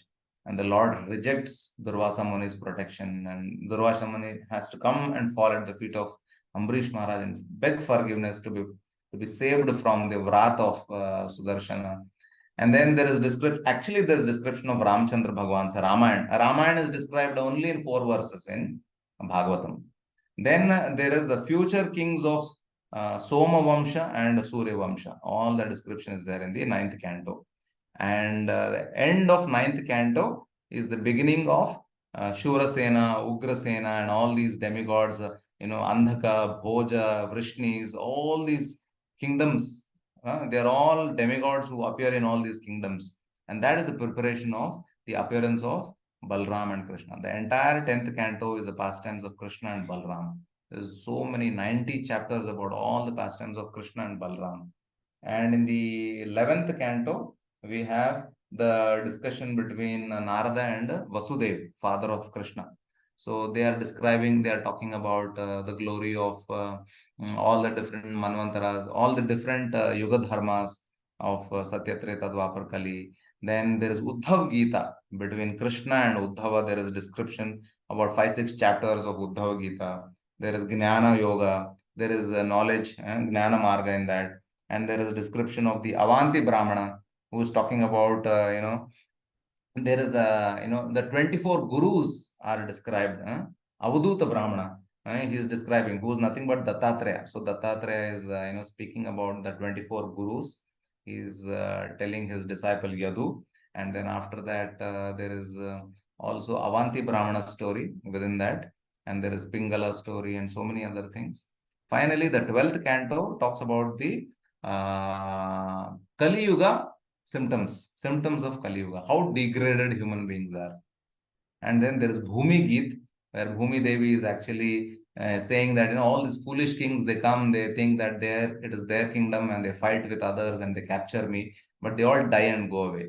So I do not belong to anybody. I belong only to the Supreme Lord. So there is a Bhumi Geet. And then there is the story of Markandeya Rishi, who wants to see the illusory potency of the Lord. And there is Pralaya.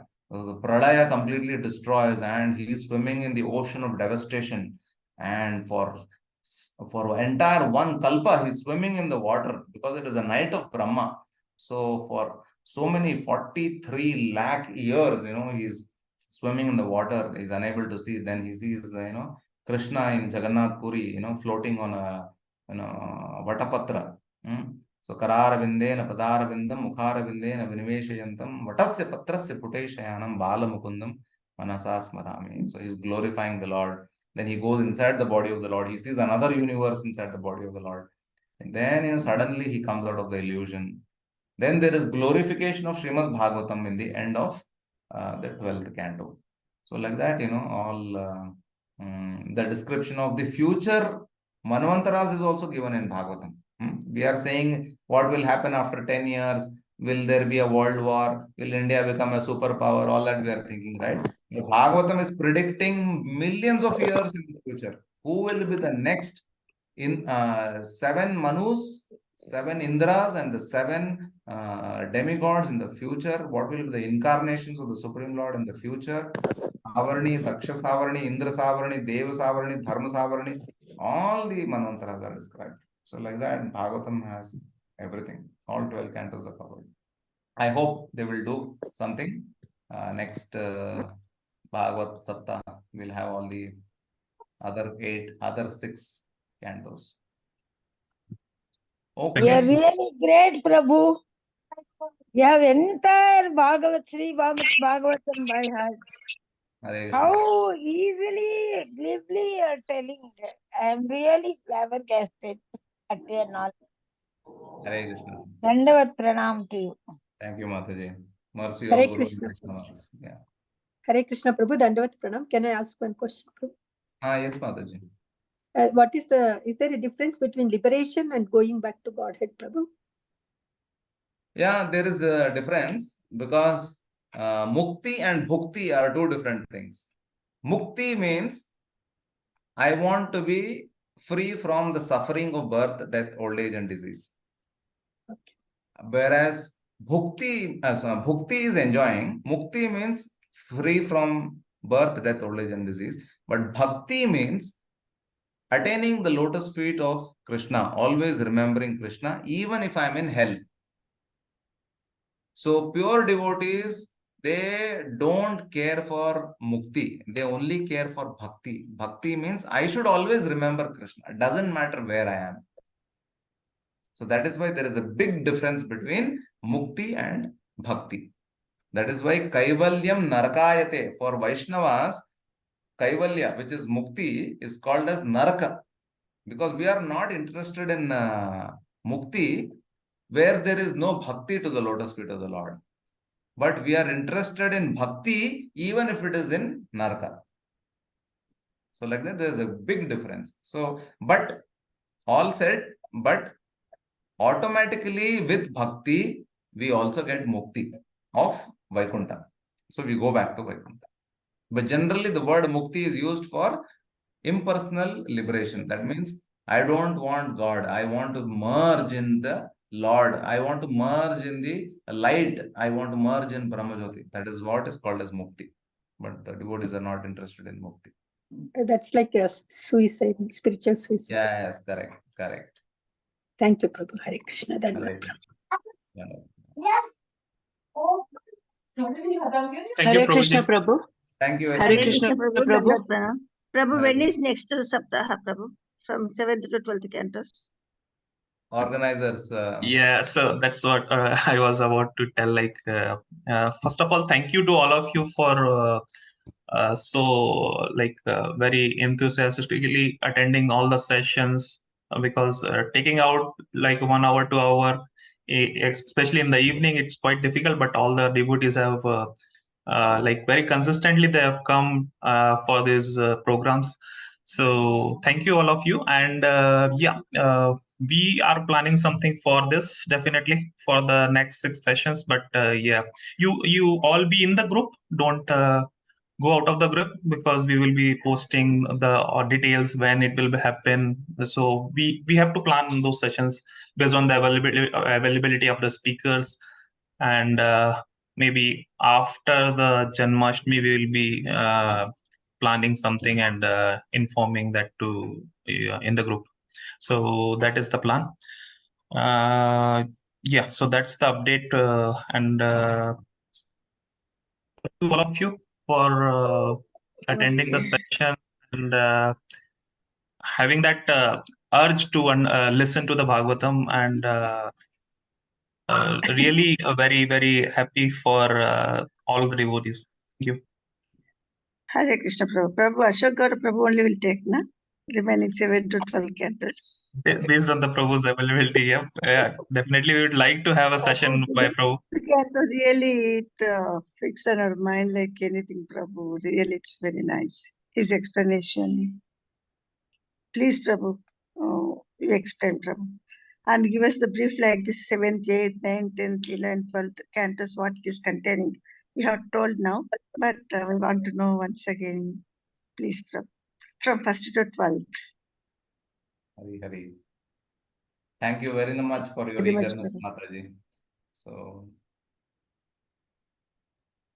they're left to organizers to decide. But I am free. If you personally come to my house, I will make you all sit. And, I can go on speaking. My mouth does not stop. So people are upset with me because my mouth doesn't stop. So I am very happy to them. But we are very happy, Prabhu. Call us. We will come. You fix in your house and call us. Sure, Mataji. Where are you staying? You please, you all come to ICC temple, which is Iskcon South Bangalore Cultural Center. It is in Kumarasamy layout. I stay near the temple only. So if you all come to temple, we can meet, we can talk. Yeah. So somebody is asking.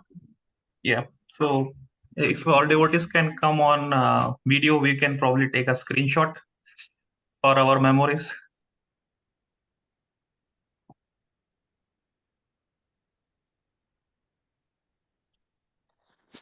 Screenshot. It's saying host has disabled the video. Yeah. Just sorry, 1 minute. I will enable it. Now you can enable the video. Yeah. So once everyone dead, I can take a screenshot.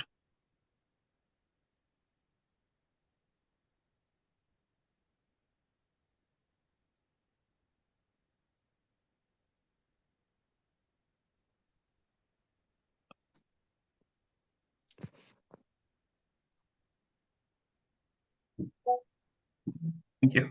So yeah. So I think it's quite late now, so we can finish this session. But definitely, we will inform you all regarding the next sessions which are lined up, and just be in the group, so we'll get the updates in the group. Once again, thank you all of you. Hare Krishna. Hare Krishna.